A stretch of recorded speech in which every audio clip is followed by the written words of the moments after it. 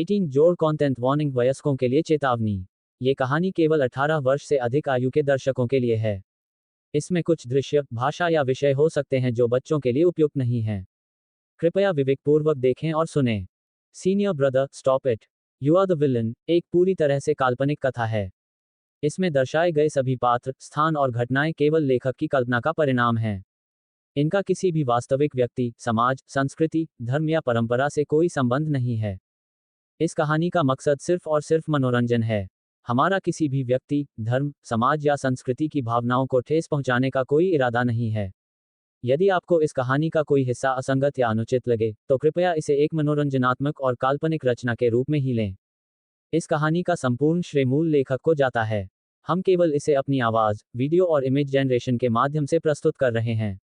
हमारा समर्थन करें, सपोर्ट अस। अगर आपको ये कहानी पसंद आए और आप हमें आगे और बेहतर कंटेंट बनाने में मदद करना चाहते हैं, तो आप हमें डोनेशन भेजकर सपोर्ट कर सकते हैं। Donation UPI ID description box में है। आपका हर छोटा सा सहयोग हमें और भी बेहतरीन कहानियां लाने की ताकत देता है। अध्याय 55 एक मुठभेड़। एक बड़े पेड़ पर ये फैन एक शाखा पर दुबका हुआ था, अपने आप को छिपाने की पूरी कोशिश कर रहा था। नीचे कैंग्यून संप्रदाय की पोशाक पहने शिष्यों का एक समूह इधर उधर खोज रहा था। थोड़ी देर बाद कांग्यून संप्रदाय के अनुयायियों ने आखिरकार खोज छोड़ दी और अपने रास्ते पर चल पड़े। ये फान ने भी आखिरकार राहत की सांस ली। वह 1 महीने से छिपकर रह रहा था। इस महीने के दौरान कांग्यून संप्रदाय के लोग उसे ढूंढ रहे थे, नगर प्रभु के भवन के लोग उसे ढूंढ रहे थे, और यहाँ तक कि कई दुष्ट साधक भी उसे ढूंढ रहे थे, जिससे उसे छिपकर बंदर की तरह रहने पर मजबूर होना पड़ा। ये सोचकर ये फैन नाराजगी और घृणा महसूस करने से खुद को नहीं रोक सका। उसने चाहा कि वह कैंग्यून संप्रदाय में वापस आ जाए और फैंग शाओ को टुकड़े टुकड़े कर दे। हाँ, उनका मानना था कि फैंग शाओ उनकी वर्तमान दुर्दशा के लिए पूरी तरह से जिम्मेदार था। यदि फैंग शाओ ने कियू शुआंग को पाने की लालसा न की होती, तो उसे कैंग्यून संप्रदाय से निष्कासित नहीं किया गया होता।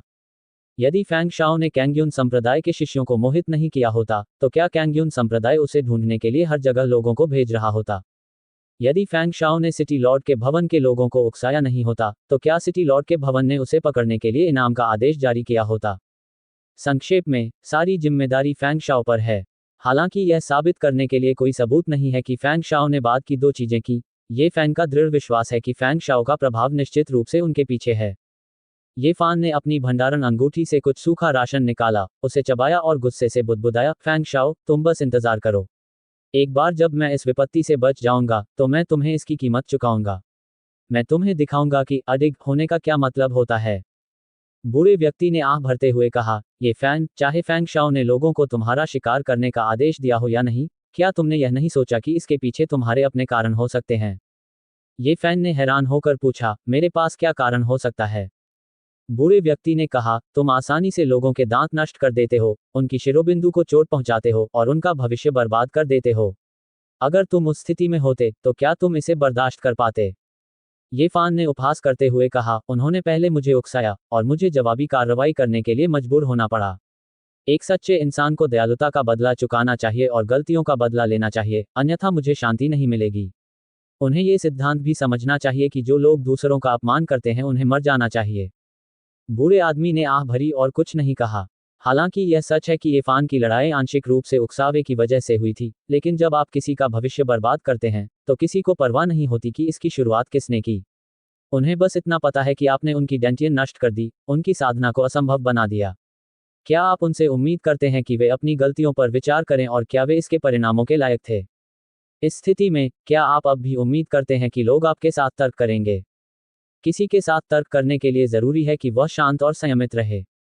अगर आपने पहले ही उनकी मानसिक ऊर्जा को नुकसान पहुंचा दिया है, तो वे शांत कैसे रह सकते हैं? पहले, बूढ़े आदमी को लगता था कि हालांकि ये फान आवेगशील और जल्दी गुस्सा हो जाने वाला इंसान है, फिर भी वह कम से कम एक चरित्रवान इंसान तो है। उसका युवा स्वभाव समझ में आता था। लेकिन अब, बूढ़े आदमी को सचमुच लगा कि ये फान शायद मानवीय रिश्तों या सामाजिक शिष्टाचार के बारे में कुछ नहीं समझता। सूखा राशन निगलने के बाद, ये फान ने राहत की लंबी सांस ली और पूर्व की ओर देखा। वह अभी भी उस घने जंगल से कुछ दर्जन मील दूर था जहां बूढ़े ने दुर्लभ खजानों के उभरने की बात कही थी। अगर वह ये दूरी सुरक्षित रूप से पार कर लेता, तो वह जंगल में छिपे अवसर को प्राप्त कर सकता था, अपनी ताकत बढ़ा सकता था और फिर बदला लेने के लिए वापस लौट सकता था। कितना घिनौना है! अगर पिछले कुछ दिनों से उसका पीछा न किया गया होता, तो वह 20 दिन पहले ही यहाँ आ गया होता। ये सब फैंग शाओ की गलती है। ये सोचकर ये फैन की आंखों में आक्रोश बढ़ गया। एक पेड़ की शाखा पर बैठे हुए ये फैन ने बूढ़े व्यक्ति से कहा, गुरुजी, आगे का रास्ता कठिन हो सकता है। हमें एक महत्वपूर्ण क्षण में आपकी मदद की आवश्यकता हो सकती है। बूढ़े आदमी ने जवाब में घुरघुराहट तो दिखाई, लेकिन कुछ नहीं बोला। ये फान ने कोई ध्यान नहीं दिया और आगे बोला, कैंग्यून संप्रदाय के लोगों के अलावा नगर स्वामी के भवन के लोग और कुछ दुष्ट साधक भी रास्ता रोक रहे होंगे। कैंग्यून संप्रदाय और दुष्ट साधक ठीक हैं, अगर वे उन्हें हरा नहीं भी सकते तो भी वे भाग सकते हैं। मुख्य बात यह है कि नगर स्वामी के भवन के लोग बहुत ही उपद्रवी हैं। ये लोग न केवल अत्यधिक कुशल हैं, बल्कि पागल कुत्तों की तरह व्यवहार भी करते हैं। इनसे निपटना बहुत मुश्किल है। वे कितने कठिन हैं। ये फान ने आह भरी। इन लोगों ने मुझे इसलिए धमकाया क्योंकि मैं अकेला था। लड़ते समय उनमें कोई खेल भावना नहीं होती। वे एक साथ मुझ पर टूट पड़ते हैं, अपनी संख्या के बल पर कमजोर और कमजोर लोगों को धमकाते हैं। वे बिल्कुल बेशर्म हैं। ये सामान्य बात होनी चाहिए, है ना? आखिरकार आपने शहर के स्वामी के बेटे के डेंटियन को नष्ट कर दिया। मैं तुमसे पूछ रहा हूं, तुम किसके पक्ष में हो? ये फान अधीर हो रहा था और अवचेतन रूप से उस दिशा में देख रहा था जहां से आवाज आ रही थी। तभी उसने देखा कि फैंग शाओ पेड़ की शाखा के दूसरी ओर बैठा है और मुस्कुराते हुए उसकी ओर देख रहा है। ये फैन, यह आदमी यहाँ क्यों है? बिना कुछ सोचे ये फैन ने तुरंत अपनी काली लंबी तलवार निकाली और फुसफुसाया, मास्टर, मुझे एक हाथ उधार दो। बूढ़ा आदमी, उफ, मैं सचमुच ये बात दोबारा नहीं सुनना चाहता। बूढ़े व्यक्ति ने ये फैन की बात को नजरअंदाज कर दिया। इसके बजाय अपनी अंगूठी से बाहर आया, फैंग शाओ का अभिवादन करने के लिए अपने हाथों को कप के आकार में बनाया और पूछा, युवा स्वामी, क्या आपको यहाँ कुछ चाहिए?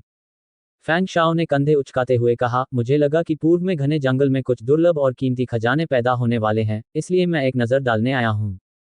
ये फैंग क्रोधित हो गया। वह दुर्लभ और कीमती जड़ी बूटी मेरी है।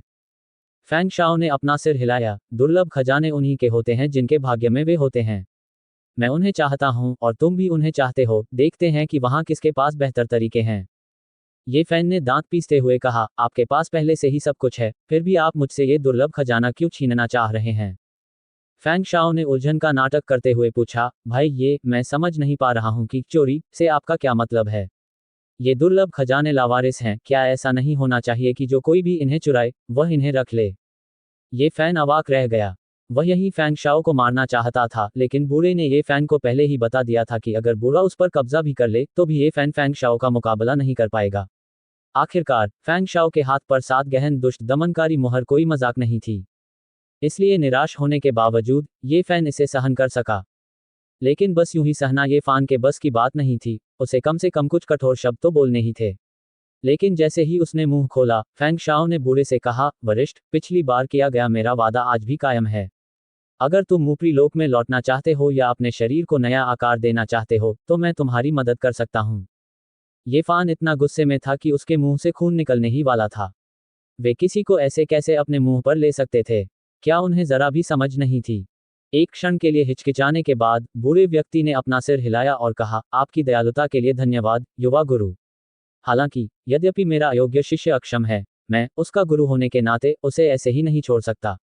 कृपया मुझे क्षमा करें, युवा गुरु। फैंग शाओ ने आह भरी, चूंकि यह मामला है तो ये जूनियर जिद नहीं करेगा। ऐसा कहने के बाद फैंग शाओ उछल पड़ा और अपनी तलवार पर उड़ गया। फैंग शाओ की प्रस्थान आकृति को देखकर ये फैन मदद नहीं कर सका, लेकिन जमीन पर थूक दिया। पाखंडी, बूढ़ा आदमी, ये प्रशिक्षुता अधिकाधिक अपमानजनक होती जा रही है। चूंकि बूढ़ा आदमी देख सकता था कि पूर्व में एक दुर्लभ खजाना पैदा होगा, तो फैंग शाओ, जिसके पास स्वर्गीय जेड स्लिप थी, उसे कैसे नहीं देख सकता था? इसके अलावा उसने पहले ही अनुमान लगा लिया था कि ये फान इस मौके को हाथ से नहीं जाने देगा और दुर्लभ खजाने की खोज में जरूर आएगा। भले ही उसके पास यह विचार न हो, फिर भी स्वर्ग उसके लिए इसे पाने के अवसर पैदा करेगा। जहां तक सड़क पर ये फैन से मिलने की बात है, तो यह वास्तव में एक संयोग था। फैंग शाओ स्वर्गीय जेड स्लिप को यहां तक ले आया था। जैसे ही वह ये फैन के पास से गुजरा, पेड़ों की चोटियों में छिपी एक हल्की बैंगनी आभा ने उसका ध्यान खींचा। फैंग शाओ जांच करने के लिए बाहर निकला और यकीनन उसे ये फैन दिखाई दिया। फैंग शाओ की क्षमताओं से वह ये फान को आसानी से मार सकता था। हालांकि विलीन स्मृतियों ने उसे बताया कि चुने हुए को मारना कोई अच्छा विकल्प नहीं था। चुने हुए के जीवित रहते हुए कोई भी विभिन्न तरीकों से अपना भाग्य अर्जित कर सकता था, लेकिन अगर चुने हुए की मृत्यु हो जाती तो उसका भाग्य स्वर्गीय दाव में वापस चला जाता और अन्य चुने हुए को प्रदान कर दिया जाता। दूसरे शब्दों में, किसी भी भाग्य चयनित व्यक्ति को तभी समाप्त करना सबसे अच्छा है जब उसका पूरा भाग्य कट चुका हो, अन्यथा न काटा गया भाग्य भाग्य चयनित अन्य भाग्य चयनित व्यक्तियों को और मजबूत करेगा। परिणामस्वरूप, भविष्य में फैंग शाओ जिन भाग्य चयनित व्यक्तियों का सामना करेगा, उनसे निपटना और भी कठिन होता जाएगा। इसके अलावा, भाग्य के चुने हुए को इतनी आसानी से मारना शर्म की बात होगी, क्योंकि इससे आपको कोई फायदा नहीं होगा। बेहतर होगा कि उसे जिंदा रखा जाए और पहले भाग्य का कुछ हिस्सा इकट्ठा कर लिया जाए। जहां तक सौभाग्य प्राप्त करने की बात है, तो यह वास्तव में काफी सरल है। बस अवसरों का लाभ उठाएं और चीट कोड प्राप्त करें। इसीलिए फैंग शाओ ने उस बूढ़े आदमी से बातचीत की। हालांकि हर चीज की अति नुकसानदेह होती है। अभी सही समय नहीं आया है, और यह उम्मीद करना बेमानी है कि बूढ़ा अभी नौकरी बदलेगा। लेकिन वह पहले कुछ शब्दों से गुरु और शिष्य के बीच मतभेद पैदा कर सकता है। एक बार उनके बीच दरार पड़ गई, तो ये फान की धोखेबाजी कम प्रभावी हो जाएगी। यकीनन, उन चंद शब्दों के बाद, फैंग शाओ ने देखा कि ये फैन की किस्मत हल्के बैंगनी से गहरे लाल रंग में बदल गई थी। ये फैन की आंखों में देखते हुए, फैंग शाओ को ठीक ठीक पता चल गया कि उसकी किस्मत कैसे गायब हो गई थी। सौभाग्य की लहर को सहजता से प्राप्त करने के बाद, फैंग शाओ अपनी तलवार पर उड़ गया, जिससे ये फैन को कुछ जगह मिल गई। फैंग शाओ के जाने के बाद, ये फान उसे डांटने से खुद को रोक नहीं पाया। बूढ़े व्यक्ति ने भौहें चढ़ाकर उसे डांटा, छोटे फान, मैंने तुम्हें पहले क्या बताया था? साधना के मार्ग में, अगर तुम मान अपमान के बीच भी शांत नहीं रह सकते, तो तुम उच्चतर लोक में कैसे प्रवेश कर सकते हो? क्या तुम वो सब भूल गए जो मैंने तुम्हें पहले बताया था? ये फैन ने नाराजगी से बूढ़े आदमी की ओर देखा, लेकिन कुछ नहीं कहा और सीधे नीचे कूद गया। अब उसे एहसास हुआ कि उसका मालिक उससे ज्यादा फैंग शाओ का पक्षधर है, जिससे ये फान को गुस्सा आ गया। हालांकि, उसने कुछ कहने की हिम्मत नहीं की, क्योंकि बूढ़ा आदमी ही उसका एकमात्र सहारा था, और उससे झगड़ा करने से उसे कोई फायदा नहीं होगा। लेकिन उसे पीछे हटाना असंभव है। उसने निश्चय किया कि वह अपने कार्यों से अपने स्वामी को यह सिद्ध कर देगा कि वह किस पर भरोसा कर सकता है। अध्याय 56 सफेद पाला। आधे घंटे बाद, फैंग शाओ अपनी तलवार पर सवार होकर घने जंगल के ऊपर आकाश में उड़ गया। दूर, उसने जंगल में छिपी हुई भाग्य की एक लाल आभा देखी। ऐसा लगता है कि स्वर्ग ने ये फैंग के लिए जो महान अवसर तैयार किया है, वह यही है। बिना किसी हिचकिचाहट के, फैंग शाओ सीधे लाल आभा वाले स्थान की ओर उड़ चला। हालांकि, पहुंचने से पहले ही उसने दूर से युद्ध की चीखें सुनी। फैंग शाओ के मन में तुरंत सवाल उठने लगे। आखिर हो क्या रहा है? क्या किसी ने उससे पहले ही यह काम कर दिया है? ये सोचकर, फैंग शाओ जल्दी से वहां पहुंचा। लेकिन जब उसने घने जंगल में जो कुछ हो रहा था, उसे देखा तो वह दंग रह गया। घने जंगल में, काले कपड़े पहने कई आदमी नीले कपड़े पहने एक लड़की से भीषण युद्ध कर रहे थे।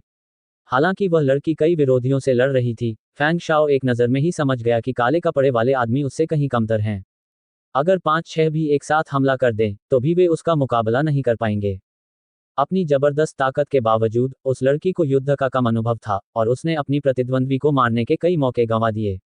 कुछ देर की भीषण लड़ाई के बाद आखिरकार वह काले कपड़ों वाले एक आदमी को मारने में कामयाब रही, जिससे उस पर से दबाव काफी कम हो गया।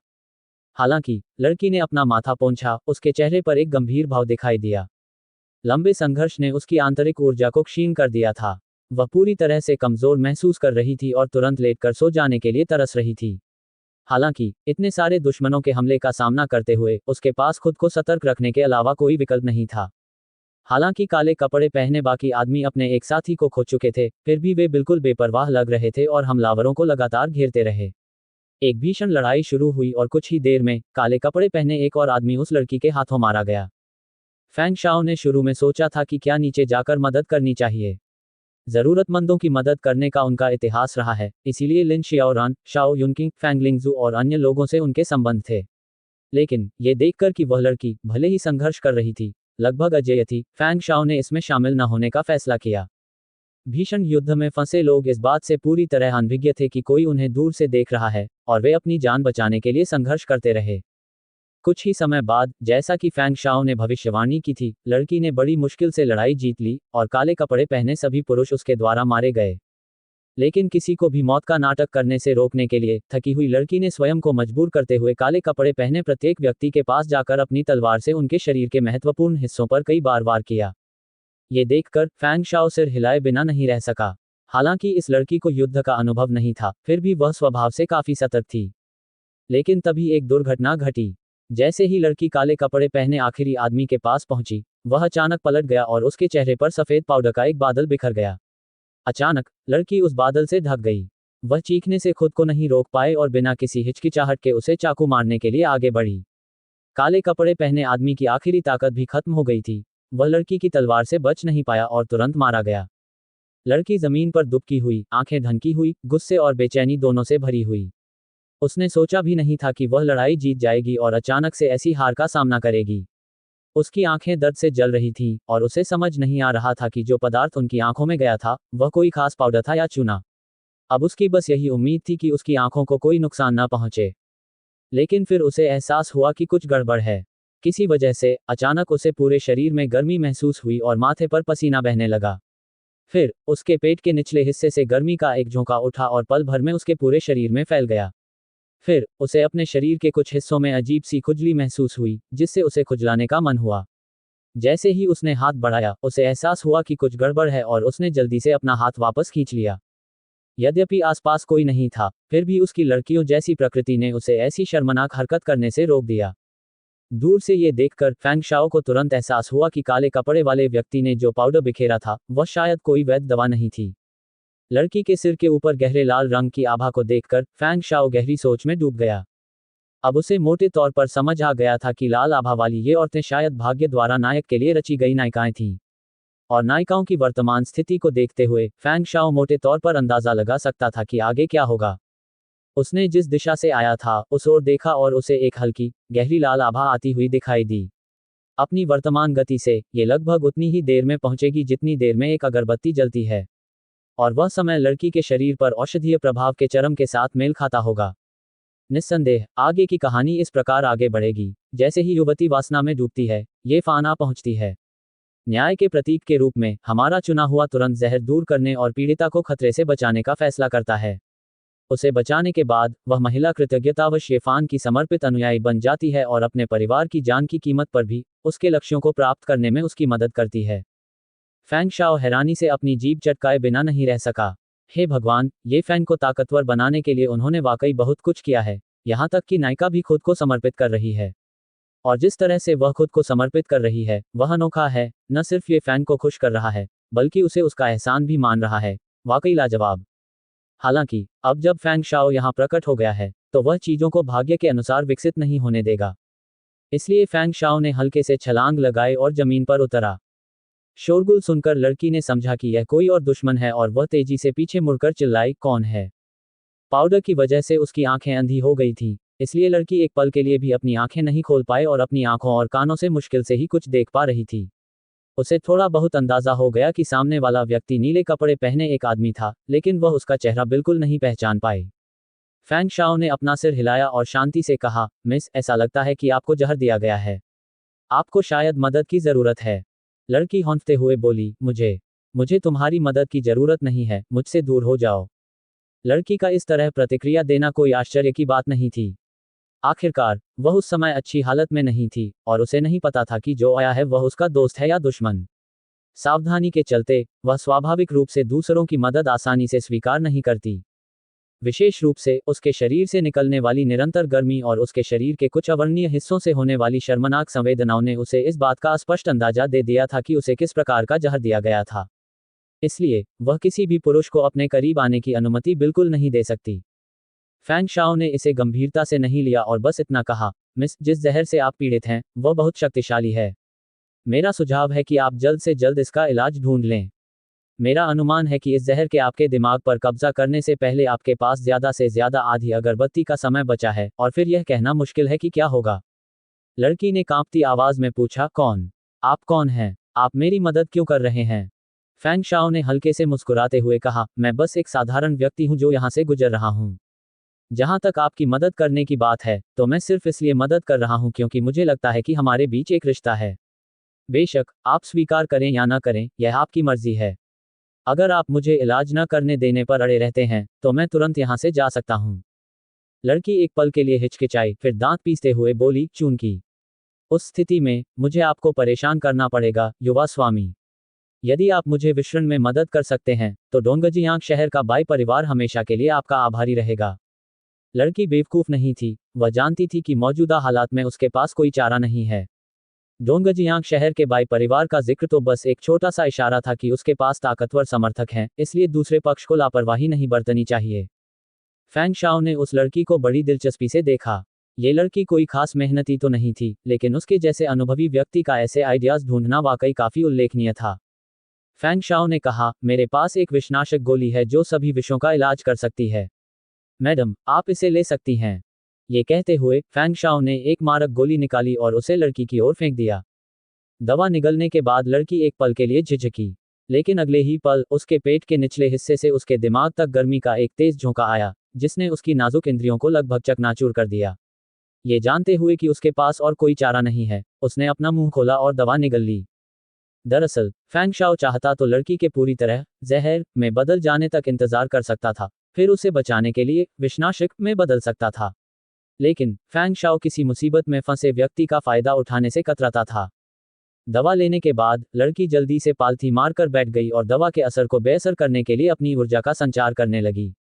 जैसे जैसे दवा के असर से उसके शरीर की जलन धीरे धीरे कम होती गई, लड़की को आखिरकार एहसास हुआ कि जो व्यक्ति आया था वह वाकई उसकी मदद करने की कोशिश कर रहा था। कुछ ही देर में गर्मी गायब हो गई। लड़की ने माथे से पसीना पोंछा और खड़ी हो गई। उसने फैंग शाओ को आदरपूर्वक प्रणाम किया और कहा, मैं डोंगजियांग शहर के बाई परिवार से बाई शुआंगहुआ हूँ। आपके धर्मी बचाव के लिए धन्यवाद, युवा स्वामी। फैंग शाओ थोड़ा मुस्कुराया और बोला, मिस बाई, आपको इतना विनम्र होने की जरूरत नहीं है। मैं बस वहां से गुजर रहा था और संयोग से मैं आपकी मदद कर पाया। चूंकि आपके पास करने के लिए और कोई काम नहीं है, इसलिए मैं यहां से जाता हूं। इसके साथ ही फैंग शाओ ने अभिवादन में अपने हाथ जोड़े और जाने के लिए तैयार हो गया। ये देखकर बाई शुआंगुआ ने जल्दी से पुकारा, युवा मास्टर, एक क्षण रुको। फैंग शाओ को हैरान भाव से देखते हुए बाई शुआंगुआ शर्मा गई और हकलाते हुए बोली, क्या मैं आपका नाम पूछ सकती हूँ, युवा स्वामी? मुझे आपने बचाया था, युवा स्वामी, लेकिन मैं आपका नाम नहीं जानती। क्या यह अशिष्टता नहीं होगी? फैंग शाओ ने कहा, मेरा नाम फैंग शाओ है। जहां तक आपको विषण में मदद करने की बात है, तो ये बस एक छोटा सा उपकार था। आपको इसके बारे में चिंता करने की जरूरत नहीं है। बाई शुआंगुआ ने अपना सिर हिलाया और कहा, यह आपके लिए कुछ भी नहीं है, युवा स्वामी, लेकिन यह मेरे लिए जीवन रक्षक कृपा है। अगर आपको कोई आपत्ति न हो, तो कृपया डोंगजियांग शहर में बाई परिवार के पास मेहमान के रूप में आइए। मेरा बाई परिवार निश्चित रूप से खुले दिल से आपका स्वागत करेगा।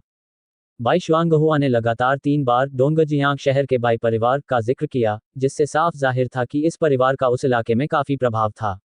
कुछ देर सोचने के बाद फैंग शाओ ने कहा, मुझे कुछ और जरूरी काम निपटाने हैं। अपना काम निपटाने के बाद मैं वहां आऊंगा।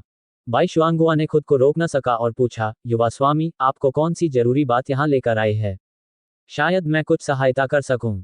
ओह, मुझे आश्चर्य है कि क्या आप इस क्षेत्र में खोजे जाने वाले किसी दुर्लभ और कीमती खजाने के बारे में जानते हैं। इसीलिए मैं यहाँ आया हूँ। बाई शुआंगुआ अचंभित रह गई, फिर उसने अपना सिर हिलाया और कहा, यह विनम्र महिला भी नहीं जानती। हालांकि मैं कई बार इस घने जंगल में गहराई तक जा चुकी हूं और इस क्षेत्र से काफी परिचित हूं। अगर आपको कोई आपत्ति न हो, युवा स्वामी, तो यह विनम्र महिला इस दुर्लभ खजाने को खोजने में आपकी मदद करने को तैयार है। फैंग शाओ ने सिर हिलाया और कहा, ऐसी स्थिति में मुझे आपको परेशान करना होगा। ये कहने के बाद फैंग शाओ ने लापरवाही से उस दिशा की ओर देखा जहां से वह आया था। उसके चेहरे पर एक हल्की मुस्कान आ गई। ये फैन कुछ अवसर आपके दरवाजे पर दस्तक दे सकते हैं, लेकिन अगर समय सही नहीं है तो आप उन्हें जब्त नहीं कर पाएंगे। अध्याय 57 9 बालक कमल। ये फान को इस बात का बिल्कुल अंदाजा नहीं था कि उसने अनजाने में एक हरम खो दिया है और एक मौका गंवा दिया है। उसे बस एक अस्पष्ट सा एहसास हुआ कि कुछ छूट गया है, लेकिन ध्यान से जांच करने पर उसे कुछ नहीं मिला और उसने मान लिया कि यह उसका भ्रम है। हालांकि अगर फैंग शाओ यहाँ होते तो वे देख पाते कि उनका भाग्य गहरे लाल से हल्के लाल में बदल गया है। चूंकि फैंग शाओ ने न सिर्फ बाई शुआंगहुआ की जहर की हालत का फायदा नहीं उठाया, बल्कि बहादुरी से उसकी मदद की, इसलिए बाई शुआंगहुआ के मन में उसके प्रति अच्छी धारणा बन गई। रास्ते भर वह जानबूझकर या अनजाने में फैंग शाओ की तरफ देखती रही। हालांकि जब फैंग शाओ ने उसकी तरफ देखा तो उसने झट से अपना सिर घुमा लिया, मानो पकड़े जाने के डर से। फैंग शाओ ने अपने बगल में बैठी लड़की के विचारों पर जरा भी ध्यान नहीं दिया। उसका ध्यान सिर्फ स्वर्गीय ज़ेड स्लिप की तुलना असली खजानों से करने और उस जगह की तलाश में था जहां दुर्लभ और कीमती चीजें मिलती हैं। परिणामस्वरूप पूरे रास्ते में दोनों ने मुश्किल से एक शब्द भी बोला। फैंग शाओ मूलतः सीधे हैं, लेकिन महिलाओं के प्रति उनकी भावनाएं पूरी तरह से शून्य नहीं हैं। बस शादी के बारे में उनके विचार थोड़े रूढ़िवादी हैं। उनके लिए जीवन भर के लिए एक ही व्यक्ति काफी है। जहां तक हरम बनाने की बात है, तो न तो उनकी कोई महत्वाकांक्षा है और न ही रुचि। इसलिए लिन शियाओरान के साथ विवाह अनुबंध करने के बाद वह सभी महिलाओं के प्रति उदासीन हो गए और हर तरह से संयमी, ईश्वर तुल्य दिखने लगे। लेकिन उसे यह एहसास नहीं था कि यह रूप उसे महिलाओं के लिए अधिक आकर्षक बनाता है। थोड़ी देर चलने के बाद, शायद रास्ते में सन्नाटा सहन न कर पाने के कारण, बाई शुआंगहुआ ने आखिरकार हिम्मत जुटाई और पूछा, ओम युवा मास्टर फैंग, क्या मैं पूछ सकती हूँ कि आप कहाँ से हैं? फैंग शाओ ने सहजता से उत्तर दिया, मैं ऊपरी क्षेत्र से आया हूँ। आपने ऊपरी क्षेत्र के बारे में सुना होगा, युवती। बाई शुआंगहुआ ने आश्चर्य से कहा, युवा मास्टर वास्तव में ऊपरी क्षेत्र से हैं। कोई आश्चर्य नहीं कि आप इतने सुंदर हैं और आपका व्यवहार इतना असाधारण है।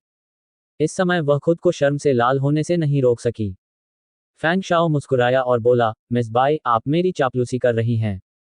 वास्तव में ऊपरी क्षेत्र और निचले क्षेत्र के लोगों के बीच ज्यादा अंतर नहीं है, वे बस अलग अलग जगहों पर हैं। ऊपरी क्षेत्र के लोग निचले क्षेत्र के लोगों से ज्यादा महान नहीं हैं, इसलिए आपको इतना विनम्र होने की कोई जरूरत नहीं है। बाई शुआंगुआ के सहमति में गुनगुनाने के बाद वह कुछ देर के लिए चुप रही और फिर से साहस जुटाकर बोली, यंग मास्टर फैंग जैसे प्रतिभाशाली व्यक्ति के पास कई महिला विश्वासपात्र होनी चाहिए, है ना? जैसे ही ये शब्द उसके मुंह से निकले, बाई शुआंगुआ को पछतावा हुआ।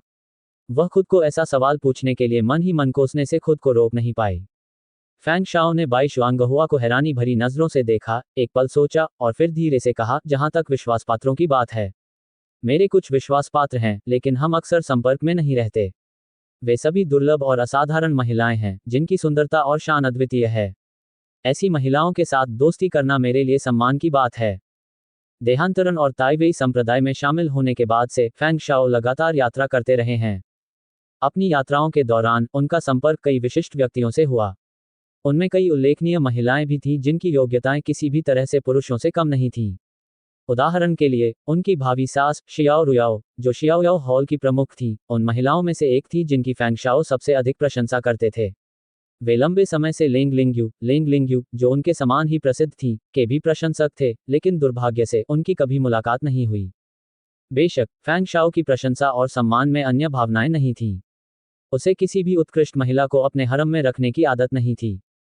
बाई शुआंगहुआ को गलतफहमी हुई और उसके चेहरे पर तुरंत निराशा के भाव उभर आए।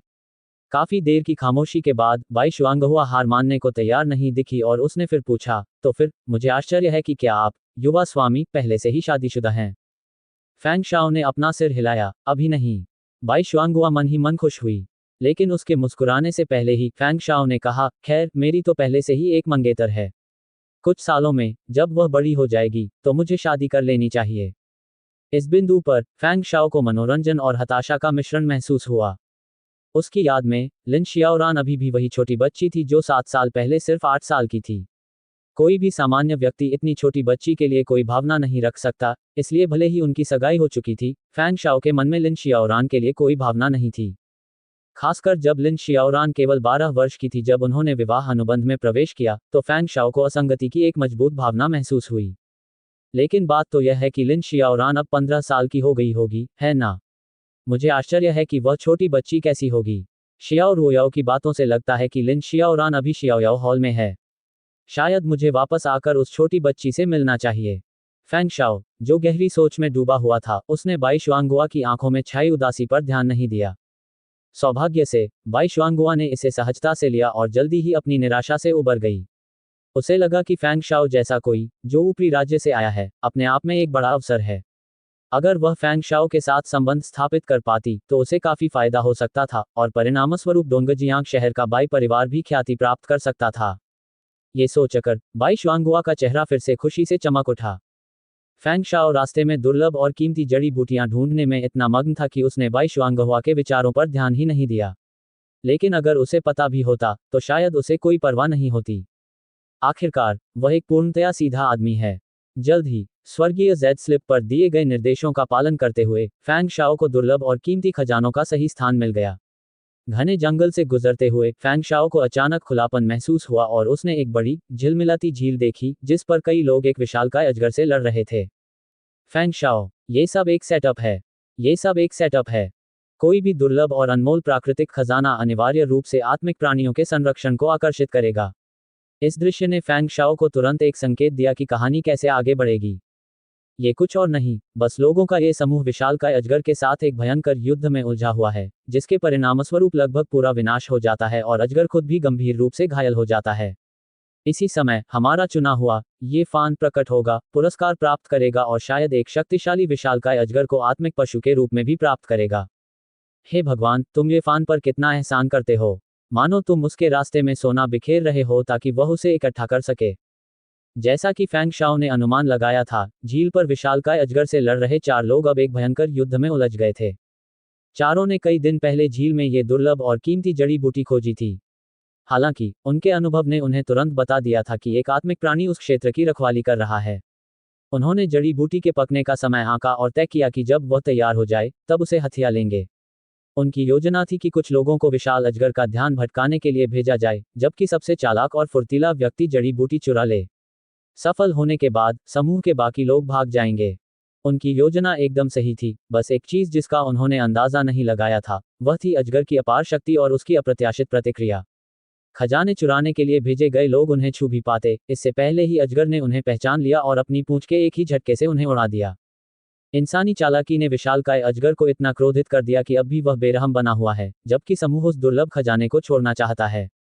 कोई और विकल्प न होने पर उन्होंने एक व्यक्ति को उस व्यक्ति को उठाकर ले जाने को कहा जिसे फेंका गया था, जबकि बाकी दोनों अजगर से निपटने पर अपना ध्यान केंद्रित किया।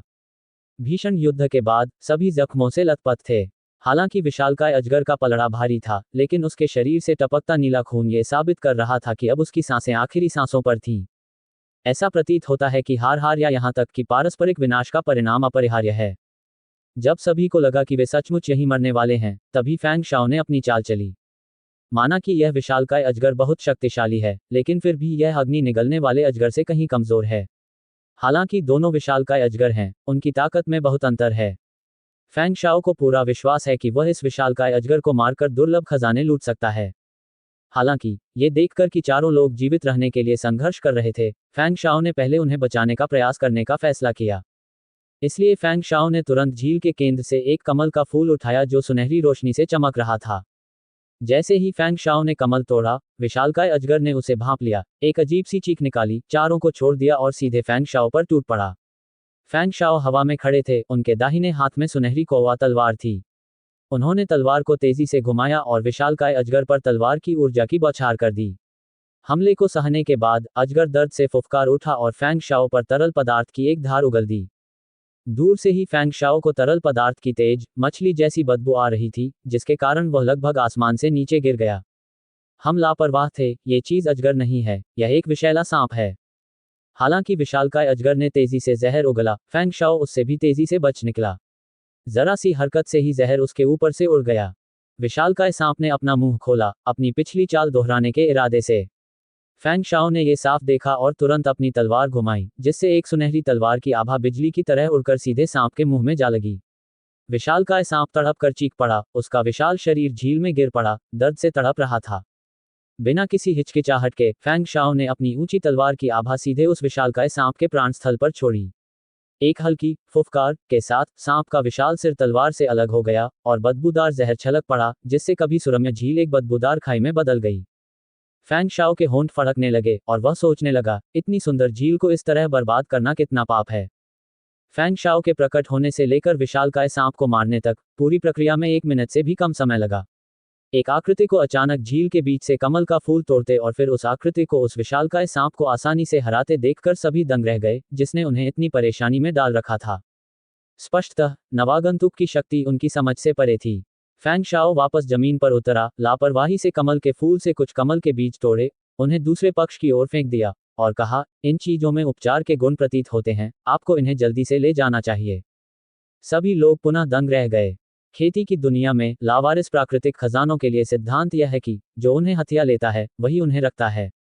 हालांकि इस युवक को यह जानकर आश्चर्य हुआ कि कमल का फूल तोड़ने के बाद वह कमल के बीज उनके साथ बांटता था, जिससे उन्हें एक अवर्णनीय अनुभूति होती थी। फैंग शाओ द्वारा उनकी चोटों के इलाज के लिए कमल के बीजों का उदारतापूर्वक वितरण वास्तव में अप्रत्याशित था। उन्हें क्या पता था कि वह उन्हें सारे कमल के बीज देने से भी गुरेज नहीं करेगा, कुछ तो दूर की बात है। उसे सबसे ज्यादा कमल के बीजों की नहीं, बल्कि कमल के फूल की परवाह थी। ये कमल पुष्प पौराणिक 9 बालक बुद्ध कमल है। अध्याय 58 खजाने की खोज। कमल प्राप्त करने पर फैंग शाओ को पता चला कि इसे 9 बालक बुद्ध कमल कहा जाता है। इसमें 9 पंखुड़ियां होती हैं और 9 बीज उत्पन्न होते हैं। ये बीज हर 10 साल में परिपक्व होते हैं। इनका सेवन करने से आंतरिक चोटें ठीक हो सकती हैं और साधना में वृद्धि हो सकती है। इसकी पंखुड़ियों का सेवन करने से बौद्ध ज्ञान की एक झलक भी प्राप्त हो सकती है, जिससे व्यक्ति स्वर्णिम शरीर की साधना कर सकता है और बौद्ध साधकों के लिए निर्वाण में सफलता की संभावना बढ़ जाती है। कमल के बीज पुनर्जीवित हो सकते हैं, लेकिन पंखुड़ियां नहीं। पंखुड़ियों की संख्या ही कमल के बीजों की संख्या निर्धारित करती है। एक बार सभी पंखुड़ियां खाली जाती हैं, तो कमल के बीज पूरी तरह से गायब हो जाते हैं। इसलिए इस पौधे को वापस ले लिया जाना चाहिए और इसकी खेती की जानी चाहिए, न कि अनावश्यक रूप से संसाधनों का दोहन किया जाना चाहिए। हालांकि फैंग शाओ कमल के बीज सभी के साथ उदारतापूर्वक बांटने को तैयार था, लेकिन बाकी लोग उन्हें लेने में झिझक रहे थे। कुछ देर की बहस के बाद आखिरकार ये तय हुआ कि चारों लोगों को एक एक कमल का बीज मिलेगा और बाकी 5 फैंग शाओ के होंगे। मना न कर पाने के कारण फैंग शाओ ने आसानी से स्वीकार कर लिया। शायद किसी पुरानी आदत की वजह से फैंग शाओ ने 5 कमल के बीज अपने पास न रखकर एक बीज बाई शुआंगहुआ को दे दिया, जिसने उस दौरान कुछ भी नहीं किया था। बाई शुआंगहुआ बहुत भावुक हो गई और अपने पहले के विचारों पर और भी ज्यादा यकीन हो गया। वास्तव में फैंग शाओ स्वयं एक महान अवसर थे। 9 बालक बुद्ध कमल के अलावा फैंग शाओ ने झील पर मारे गए विशालकाय सांप को भी नहीं छोड़ा। इस क्षमता का एक आत्मिक प्राणी सिर से पैर तक एक खजाना होता है। इसलिए फैंग शाओ ने उसकी खाल उतार दी, उसके टुकड़े टुकड़े कर दिए और सारा मांस और चमड़ी, यहां तक कि सांप का दिमाग भी अपने साथ ले गया, जिससे सभी दंग रह गए। अधिकांश साधकों की समझ में किसी राक्षस पशु या आत्मिक पशु को मारना और उसका राक्षसी मूल ले लेना ही मामले का अंत है। उन्होंने कभी किसी को किसी आत्मिक पशु के शरीर के प्रत्येक भाग को ले जाते हुए नहीं देखा है। दरअसल फैंग शाओ ने ताइवेई संप्रदाय में रहते हुए यह आदत विकसित की थी। अतीत में कई कष्ट सहने के बाद, कुछ हद तक अमीर हो जाने के बाद भी फैंग शाओ हमेशा जितना हो सके उतना उपयोगी सामान अपने साथ ले जाता था और कोशिश करता था कि कोई भी कीमती चीज बर्बाद न हो। यहां तक कि राक्षस का मांस भी वह अपने गुरु, चाचाओं और छोटे भाई बहनों के भोजन को बेहतर बनाने के लिए वापस ले जाता था। बाद में दोनों पक्ष सौहार्दपूर्ण ढंग से अलग हो गए और फैंग शाओ कांग्यून संप्रदाय में लौटने की तैयारी करने लगे। उनके जाने के कुछ ही समय बाद हमारे चुने हुए ये फान आखिरकार देर से ही सही पहुंच गए। वह झील की सतह पर 2 टुकड़ों में कटे विशालकाय सांप को घूरता रहा। उसे पूर्ण अविश्वास था। मास्टर, क्या हो रहा है? बूढ़े आदमी ने आह भरते हुए कहा, यह स्पष्ट है कि यहाँ छिपाई गई दुर्लभ और कीमती सामग्री पहले ही निकाल ली गई है। तो फिर दुर्लभ और कीमती खजाने को कौन ले गया? क्या ये फैंग शाओ था? बूढ़े आदमी ने जवाब नहीं दिया, लेकिन ये फैंग ने पहले ही जवाब का अनुमान लगा लिया था। उसने दांत पीसते हुए गुर्राते हुए कहा, फैंग शाओ, तुम्हारे पास तो पहले से ही सब कुछ है, फिर तुम मुझसे एक दुर्लभ और कीमती खजाना भी क्यों छीनना चाह रहे हो? बूढ़ा आदमी आह भरने के अलावा कुछ नहीं कर सका। तुम हमेशा चिल्लाते हो, किसी जवान की क्षमता को कम मत आंको, फिर भी तुम हमेशा उन्हें मारने की साजिश रचते रहते हो। ये तो चमत्कार ही है कि उन्होंने तुम्हें तुरंत नहीं मारा। क्या ये सामान्य बात नहीं है कि वे तुमसे कुछ दुर्लभ खजाने चुरा लें? हालांकि बूढ़े व्यक्ति ने ये शब्द जोर से नहीं कहे, क्योंकि वह जानता था कि ये फान नहीं सुनेगा। ये फैन झील के किनारे बैठ गया, उसकी आंखें आक्रोश से भरी हुई थीं। मास्टर, अब हमें क्या करना चाहिए? काफी देर तक विचार करने के बाद बूढ़े व्यक्ति ने कहा, आप डोंगजियांग शहर जा सकते हैं। डोंगजियांग, ये सही है। डोंगजियांग शहर में याओक्सियांगलू की एक शाखा है। गोलियां बेचने के अलावा याओक्सियांगलू उन्नत कीमियागरों की भी भर्ती करता है। आप याओक्सियांगलू में अपनी किस्मत आजमा सकते हैं। मेरी मदद से याओक्सियांगलू में एक उन्नत कीमियागर बनना बहुत आसान है। बूढ़े आदमी के ऐसा कहने के बाद ये फैंग को थोड़ा बेहतर महसूस हुआ। हालांकि बूढ़ा आदमी फैंग शाओ के सामने झिझक रहा था, फिर भी ये फैंग को यकीन था कि उसके मालिक की क्षमताएं बेजोड़ हैं। अगर वह सिर्फ उस पर भरोसा करके उसकी क्षमताओं को सीमित भी कर सकता, तो भी उसके लिए मेडिसिन फ्रेग्रेंस पवेलियन में एक वरिष्ठ कीमियागर होना ही काफी होगा।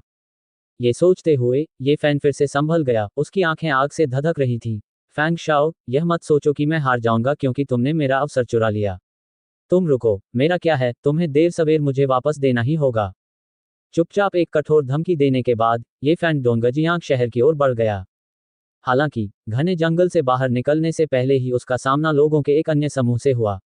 ये वे 4 लोग थे जिन्हें फैंग शाओ ने पहले झील से बचाया था। ये फान उनके लिए बिल्कुल अजनबी था, इसलिए उसे उनका अभिवादन करने की कोई जरूरत नहीं पड़ी। उन्होंने बस एक दूसरे को देखा और अपने अपने काम में लग गए। ये फैन अभी कुछ ही कदम चला था कि उसने किसी को ये कहते सुना, यंग मास्टर फैंग वास्तव में असाधारण प्रतिभा के धनी व्यक्ति हैं। उन्हें एक नज़र देखने से ही पता चल जाएगा कि वे कोई साधारण व्यक्ति नहीं हैं। एक और व्यक्ति बोला, सचमुच मैंने अपने पूरे जीवन में यंग मास्टर फैंग जैसा विशिष्ट आचरण वाला कोई व्यक्ति नहीं देखा। आज यंग मास्टर फैंग द्वारा बचाए जाना सचमुच हमारा सौभाग्य है। यंग मास्टर फैंग शब्द सुनते ही ये फान तुरंत चौंक गया। उसके मन में फैंग शाओ के अलावा और किसे यंग मास्टर फैंग कहा जा सकता है, इसलिए इन लोगों ने फैंग शाओ को पहले भी देखा होगा। हालांकि जब ये फैन ने उन्हें फैंग शाओ के बारे में बात करते सुना तो उनके शब्द सम्मान और प्रशंसा से भरे थे, जिससे ये फैन बहुत दुखी हुआ। ये फैन ने मासूमियत का नाटक करते हुए आगे बढ़कर पूछा, जिस यंग मास्टर फैंग का आप सभी ने अभी उल्लेख किया है, क्या उसका असली नाम फैंग शाओ है? चारों ने एक दूसरे की ओर देखा और सहमति में सिर हिलाते हुए कहा, ये सही है, क्या आप यंग मास्टर फैंग को जानते हैं? ये फैन का चेहरा मुस्कुराहट से भरा था। हम सिर्फ परिचित नहीं हैं, बल्कि हम एक दूसरे को सदियों से जानते हैं। ये सुनकर सभी लोग ये फैन के प्रति अधिक मित्रवत और मिलनसार हो गए। किसी ने आगे बढ़कर ये फैन के कंधे पर जोर से थपथपाते हुए कहा, युवा भाई, यंग मास्टर फैंग जैसे उत्कृष्ट व्यक्ति से दोस्ती करना आपके लिए सचमुच सौभाग्य की बात है। क्या मैं आपका नाम पूछ सकता हूँ, युवा भाई? ये फैन ने एक बनावटी मुस्कान के साथ कहा, मैं ये फी हूँ, कैंग्यून संप्रदाय का एक शिष्य। ये फान हाल ही में अपना असली नाम इस्तेमाल करने की हिम्मत नहीं जुटा पाया, इसलिए उसने खुद को एक छद्म नाम दे दिया।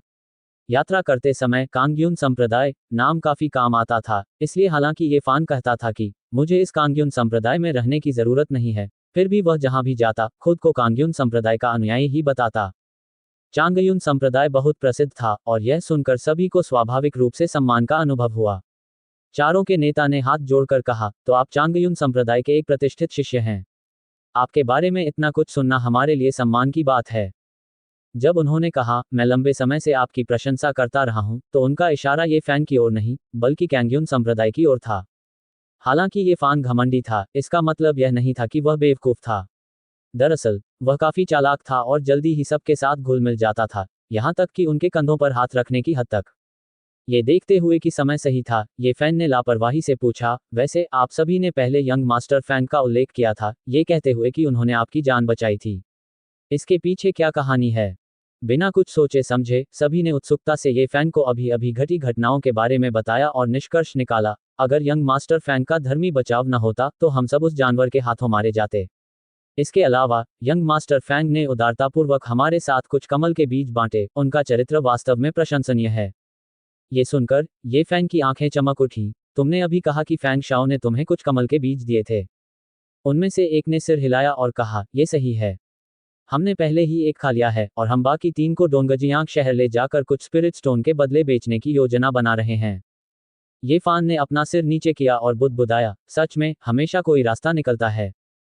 जब किसी ने स्पष्ट रूप से नहीं सुना तो उनमें से एक ने पूछा, युवक, तुमने क्या कहा? ये फान ने अपना सिर उठाया और मुस्कुराते हुए कहा, आप सभी की दयालुता के लिए धन्यवाद। मैं बाद में यथासंभव विनम्र रहने की कोशिश करूंगा। वह आदमी स्तब्ध रह गया। इससे पहले कि वह ये फान की बात समझ पाता, उसकी नज़र धुंधली पड़ गई। फिर उसे सीने में तेज दर्द महसूस हुआ। उसने अविश्वास से नीचे देखा और अपनी छाती पर एक गहरा, भयानक घाव देखा, जिससे हड्डी दिखाई दे रही थी। वह आदमी केवल यही एक शब्द बोल पाया और जमीन पर गिरकर तुरंत मर गया। इस अप्रत्याशित घटनाक्रम से हर कोई स्तब्ध रह गया। हालांकि वे काफी अनुभवी थे और उन्होंने तुरंत अपने हथियार उठाए और ये फैन को घेर लिया। उनमें से एक ने दांत पीसते हुए पूछा, तुमने अचानक किसी को क्यों मार डाला? ये फान ने व्यंग्य किया, तुम्हें किसने कहा कि जो मैं चाहता हूं उसे ले जाओ? सबको माफ करना, कृपया इसे सौंप दो। सोचना भी मत। दूसरा पक्ष गुस्से से चिल्लाया, अगर मुझे सामान फेंकना भी पड़े तो भी मैं उसे तुम जैसे कमीने को कभी नहीं दूंगा। ये फैन ने अपने हाथ में काली तलवार को धीरे से सहलाया और इत्मीनान से कहा, चूंकि यह मामला है तो आप सभी मर सकते हैं। इससे पहले कि वह बोलना समाप्त करता, ये फैन ने अपने प्रतिद्वंद्वी पर तलवार से वार कर दिया। ये फान पहले एक व्यक्ति को मार पाने में कामयाब रहा था, मुख्यतः एक छिपे हुए हमले की वजह से, और प्रतिद्वंद्वी अचानक पकड़ा गया था। अब जबकि दोनों पक्षों के बीच संबंध पूरी तरह से टूट चुके हैं, हालांकि ये फान का वार जबरदस्त था, प्रतिद्वंद्वी ने उसे आसानी से चकमा दे दिया। वह आदमी एक कदम पीछे हट गया और चिल्लाया, एक साथ हमला करो। इस बदमाश को मार डालो और तीसरे भाई का बदला लो। विरोधियों के चकमा देने के तरीके से ये फान ने उनकी साधना के स्तर का मोटा मोटा अंदाजा लगा लिया था। वह अच्छी तरह जानता था कि अकेले उन तीनों को मारना उसके बस की बात नहीं है, इसलिए उसने मन ही मन सोचा, गुरु कृपया मेरी भी मदद कर दीजिए। बूढ़े आदमी ने धीरे से आह भरी। सच कहूं तो हालांकि साधना जगत एक कुत्ते बिल्ली का समाज है, फिर भी लोगों को छोटी मोटी असहमति पर झगड़ते देखना दुर्लभ है। भले ही बहुत से लोग तथाकथित योग्यतम की उत्तरजीविता से सहमत हों, फिर भी उन्हें अपनी प्रतिष्ठा का ध्यान रखना होगा। अन्यथा ये फैन अपनी पूरी यात्रा में दूसरों पर कमजोरों और उनमें से कई लोगों को धमकाने का आरोप नहीं लगा पाता। इसलिए ये फैन स्वयं अच्छी तरह से जानता था कि साधना जगत नियमों के बिना नहीं था, लेकिन इन नियमों को खुले तौर पर प्रदर्शित नहीं किया गया था। लेकिन जब उसकी बारी आई तो उसका नियमों का पालन करने का कोई इरादा नहीं था। हर बार ऐसा होने पर उसके तर्क कुछ इस तरह के होते थे: बलवान कमजोर पर हमला करे, योग्यतम ही बचे, और साधना का मार्ग बिना किसी संकोच के होना चाहिए। शायद यही उन लोगों की विशेषता है जो भाग्य के साथ पैदा होते हैं। उनके पास हमेशा एक से ज्यादा मानक होते हैं, जैसे दूसरों पर पाबंदी लगाने के लिए सख्त मानक और खुद पर नरमी बरतने के लिए नर्म मानक। ये फैन के अचानक हमले ने बूढ़े आदमी को भी चौंका दिया। लेकिन उस समय भले ही बूढ़े आदमी को सिर्फ अपनी सुरक्षा की चिंता थी, उसके पास ये फैन की मदद करने के अलावा कोई विकल्प नहीं था। एक पल में ये फैन ने महसूस किया कि उसका पूरा शरीर असीम शक्ति से भर गया है, और उसके चेहरे पर अनायास ही एक क्रूर मुस्कान आ गई। दोस्तों, आपकी पाताल लोक की यात्रा सुरक्षित हो। अध्याय 59, औषधि मंडप की सुगंध। थोड़ी देर बाद खून से लथपथ ये फैन ने अपनी लंबी तलवार म्यान में डाली, जमीन पर बेतरतीब ढंग से पड़ी 4 लाशों को देखा और घृणा से कहा, तुम्हें लगता है कि तुम मुझसे लड़ सकते हो? तुम बस अपने आप को ज्यादा आंक रहे हो। ये कहकर वह नीचे बैठ गया और चारों लाशों को ढूंढने लगा। कुछ ही देर में उसके हाथ में 3 कमल के बीज आ गए। कड़ी मेहनत से कमाए गए इन 3 कमल के बीजों को देखकर ये फान आह भरते हुए बुदबुदाया, इतनी मेहनत के बाद मुझे बस इतनी सी अच्छी चीज मिली है। ये वाकई नाइंसाफी है। लेकिन फिर उसका उत्साह बढ़ा और उसने दूर तक देखा और खुद से बुदबुदाया, एक बार जब मैं मेडिसिन फ्रेग्रेंस पवेलियन में कीमियागर बन गया तो देखते हैं कि कौन मुझ पर नजर डालने की हिम्मत करता है। बाई शुआंगहुआ के निमंत्रण पर फैंग शाओ ने डोंगजियांग शहर की यात्रा करने का फैसला किया। डोंगजियांग शहर 1000 मील के दायरे में सबसे बड़ा शहर है, जिसकी आबादी बहुत ज्यादा है और व्यापार फल फूल रहा है, जो इसे वाकई एक बेहतरीन व्यापारिक स्थल बनाता है। फैंग शाओ 1 महीने से ज्यादा समय से निचले क्षेत्र में है, ज्यादातर ऊपरी क्षेत्र में वापस जाने का रास्ता ढूंढने में व्यस्त है और उसे घूमने फिरने के लिए ज्यादा समय नहीं मिला है। सौभाग्य से उसे आज बाई शुआंगहुआ का निमंत्रण मिला, जिसे उसने सहर्ष स्वीकार कर लिया। हालांकि डोंगजियांग शहर बैदी शहर से बहुत छोटा है, फिर भी यह ऊपरी क्षेत्र के लियांग शहर जैसे छोटे शहर से काफी बड़ा है। हालांकि ऊपरी क्षेत्र आध्यात्मिक ऊर्जा से भरपूर है, डोंगजियांग शहर में प्रवेश करते ही फैंग शाओ को अचानक एहसास हुआ कि निचले क्षेत्र के आम लोगों का जीवन ऊपरी क्षेत्र के लोगों की तुलना में ज्यादा जीवंत है। इसका कारण शायद यह है कि यहाँ के साधकों का साधना स्तर ऊपरी लोक के साधकों से बहुत निम्न है, इसलिए बहुत कम साधक ऐसे हैं जो साधारण लोगों को चींटियां मानते हैं। फैंग शाओ सबसे पहले बाई शुआंगहुआ के साथ बाई परिवार के पास गए। जब उन्हें पता चला कि बाई शुआंगहुआ को फैंग शाओ ने बचाया है, तो बाई परिवार ने उनका गर्मजोशी से स्वागत किया। खासकर जब उन्हें पता चला कि फैंग शाओ ऊपरी क्षेत्र से आए हैं, तो बाई परिवार के मन में तुरंत दूसरे विचार आने लगे।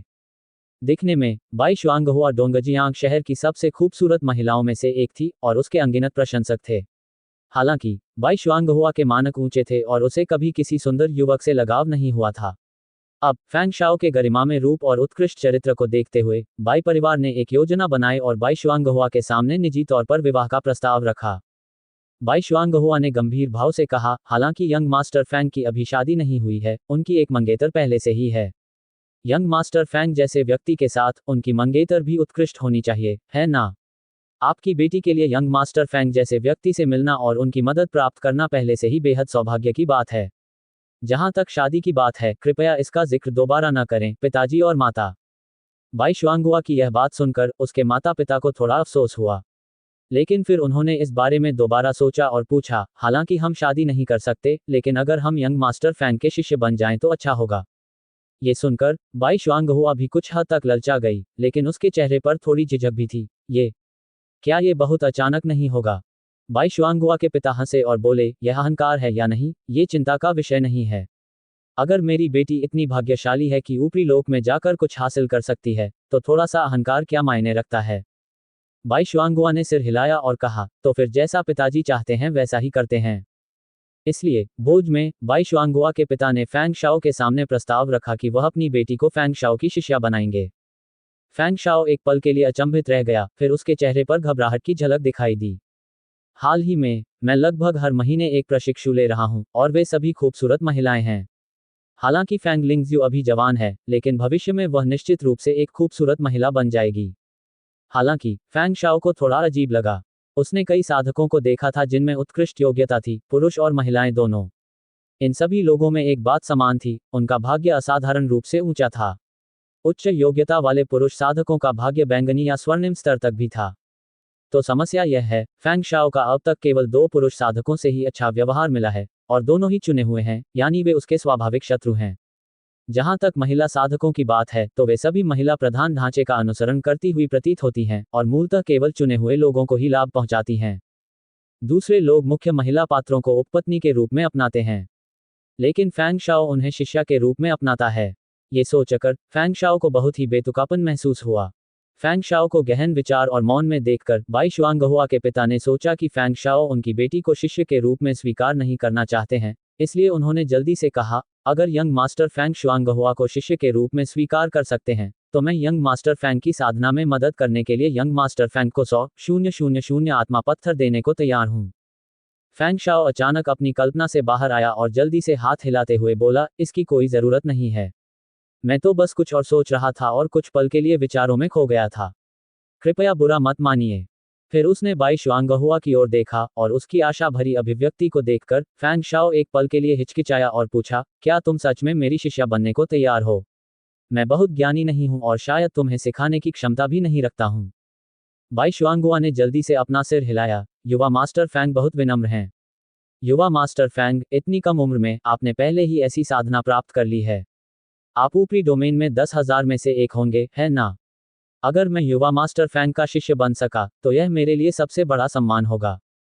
फैंग शाओ ने आह भरी, चून की ऐसी बात है तो मैं तुम्हें स्वीकार करूंगा। जिसके बारे में बोलते हुए, हालांकि बाई शुआंगहुआ की प्रतिभा शीर्ष पायदान पर नहीं है, फिर भी ये लाखों में एक है। बाई शुआंगहुआ बहुत खुश हुआ, धन्यवाद गुरुजी। जब बाई शुआंगहुआ ने गुरु पुकारा, तो फैंग शाओ को साफ महसूस हुआ कि स्वर्गीय जेड स्लिप में मौजूद भाग्य बढ़ गया है, और वह आगे बढ़ने ही वाला है। इसके अलावा उसका अपना भाग्य भी गहरा हो गया था, मानो लाल हो गया हो। ऐसा लगता है कि पिछला अनुमान सही था, भाग्य की स्त्री के साथ गहरा रिश्ता विकसित करने से व्यक्ति का अपना भाग्य उज्जवल हो सकता है। हालांकि स्वर्गीय जेड स्लिप में निहित भाग्य की संतान द्वारा क्षीण हो गया प्रतीत होता है। शायद और भी ज्यादा सौभाग्यशाली महिलाओं को अपने साथ रखना वाकई फायदेमंद होगा। हालांकि फैंग शाओ का हरम बनाने का कोई इरादा नहीं है, इसलिए शिष्यों को अपनाना ही इस समय सबसे अच्छा विकल्प लगता है। अगर दूसरे लोग देखेंगे कि मेरे विभाग की सभी महिलाएं सुंदर हैं, तो क्या इससे गलतफहमी पैदा होगी? क्या इससे कुछ लोग ये सोचेंगे कि मैं एक बदचलन इंसान हूं? ध्यान से सोचने के बाद फैंग शाओ को लगा कि यह बहुत संभव है। इसलिए फैंग शाओ ने जल्दी से एक अच्छे पुरुष शिष्य को अपनाने का फैसला किया।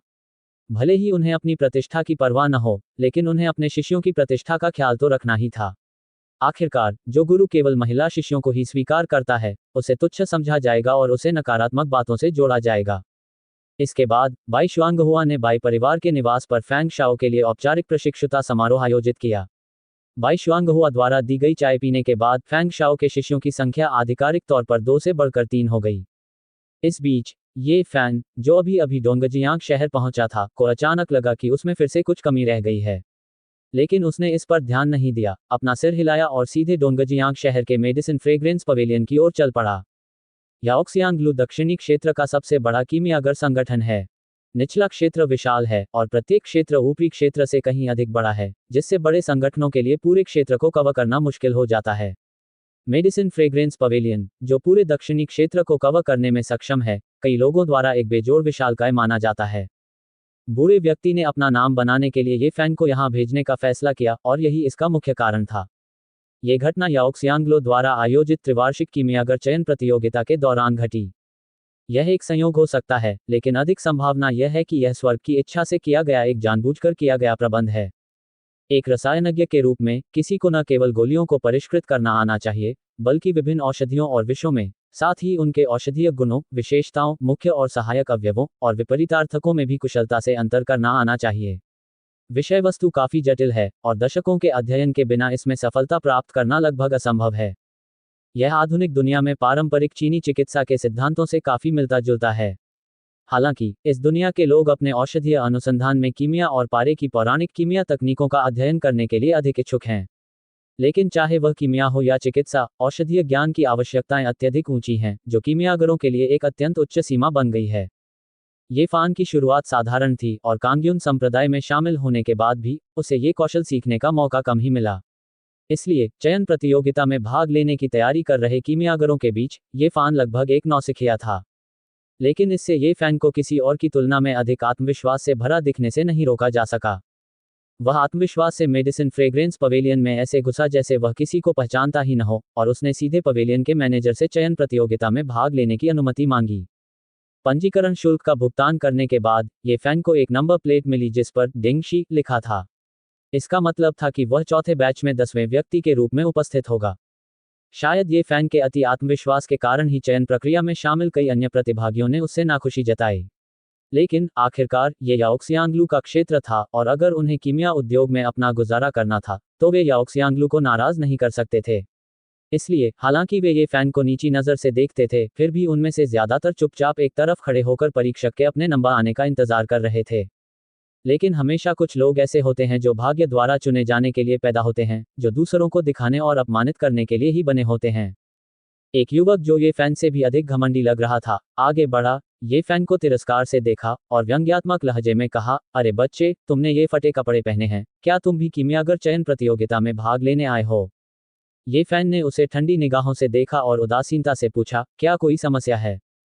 युवक ने अतिशयोक्ति से हंसते हुए कहा, हे भगवान, तुम सचमुच कीमियागर चयन प्रतियोगिता में भाग लेने आए हो? ऐसे कपड़े पहनकर क्या रास्ते में तुम्हें लूट लिया गया? अगर हाँ, तो ये युवा गुरु तुम पर दया करेगा और तुम्हें कुछ सिक्के देगा। जल्दी करो और कुछ अच्छे कपड़े खरीदो।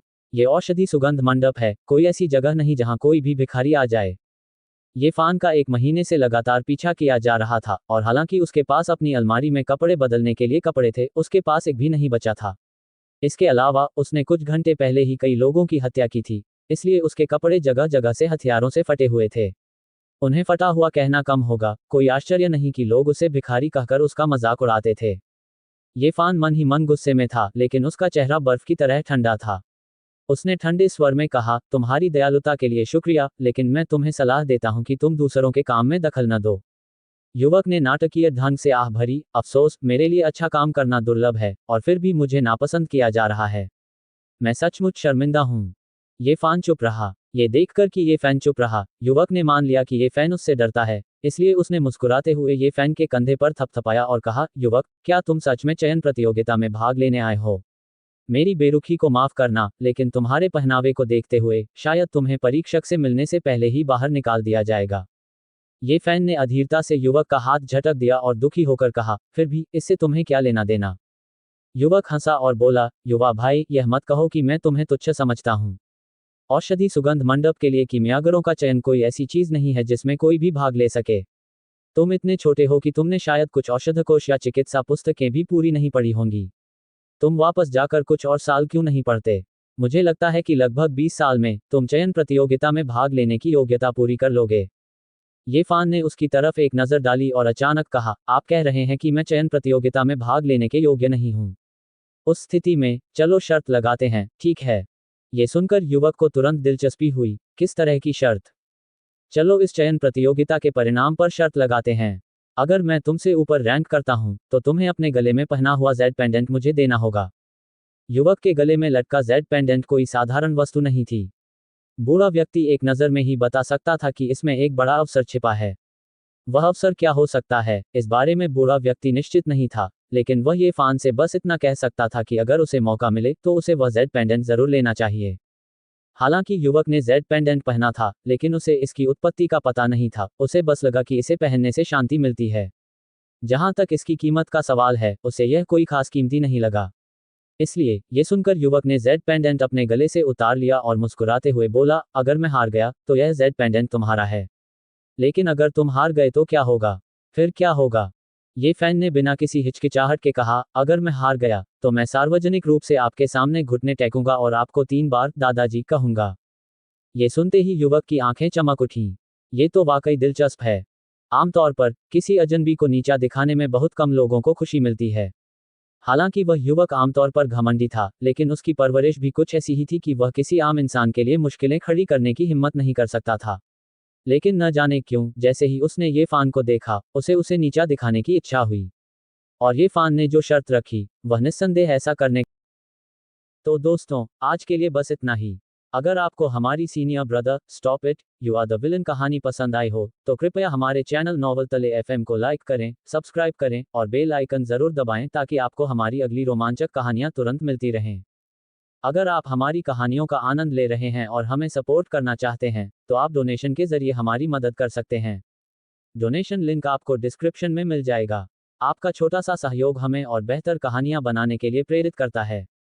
आपका बहुमूल्य समय और समर्थन के लिए दिल से धन्यवाद। जल्द मिलते हैं एक नई कहानी के साथ, तब तक के लिए खुश रहिए, सुरक्षित रहिए।